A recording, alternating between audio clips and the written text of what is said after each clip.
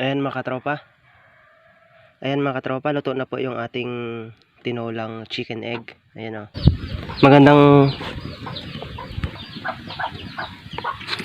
tanghali mga katropa. Ngayong araw mga katropa ay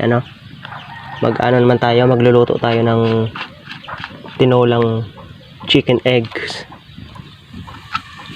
Dahil hindi tayo mahilig sa manok ay mag-chicken eggs naman tayo.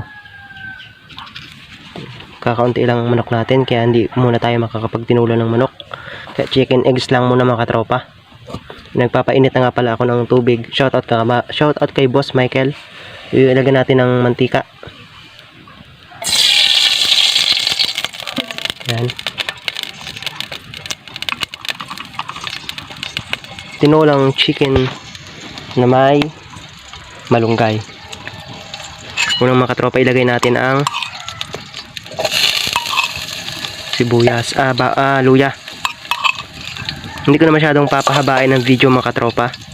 At baka mainip siya at iwan ka niya. Baka humaba pang video natin. Yan mga tropa, lutuin lang natin yung ating luya. Yan o.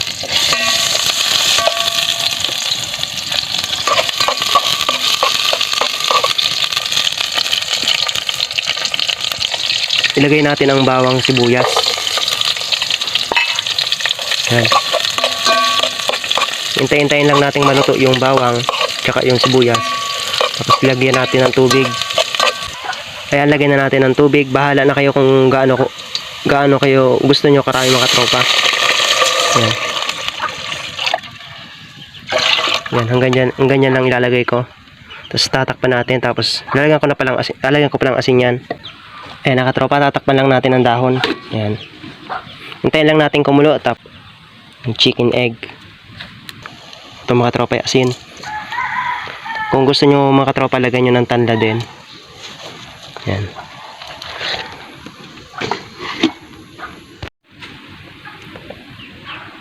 Ayan mga katropa. Kulo na. Pwede natin ilagay ang itlog. Pwede sa inyo yung kung gusto nyo yung itlog na nilabon o yung ganyang diretso na lang pagkakulo ng tubig. Bahala kayo kung anong gusto nyo. Sa akin ay ginanyan ko na lang para mabilis. Yan.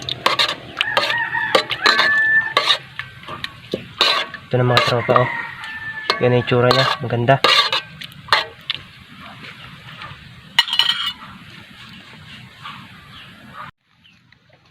Ayan na mga tropa yung ating tinolang chicken egg.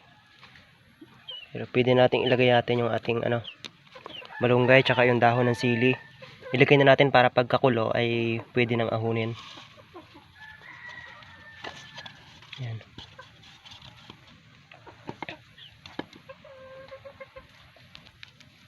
Lagyan naman natin ng konting bitchin para may lasa-lasa naman.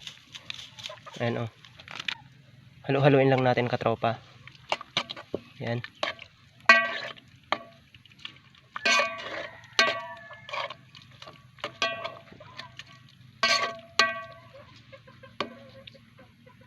Hintayin lang ulit natin kumulo para pwede na siyang ahunin.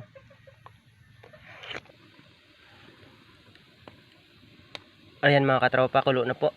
Ayan na. Pwede na po natin yung ahunin at ilagay natin sa ibang lagayan. Oh. Ayan mga katropa. Ayan mga katropa, luto na po yung ating tinolang chicken egg. Ayan o. Mukha pa lang ay talagang masarap na oh. Parang tinola talaga siya oh. Ayan oh. Ang pagkakaiba nga lang nito ay ito ay chicken egg, hindi yun manok. Tikman natin mga katropa kung anong lasa nito. Ito na mga katropa. Anong sarap. Ayos mga katropa, kanin na lang ang kulang.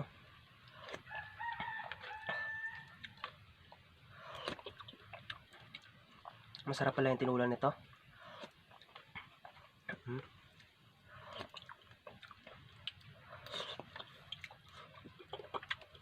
Pero mas masarap pa rin yung manok.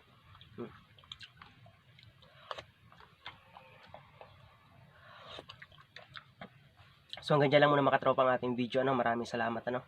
Sana pwede nyo rin gayahin mga katropa. Maraming salamat. Ingat kayo mga katropa. Salamat sa panonood.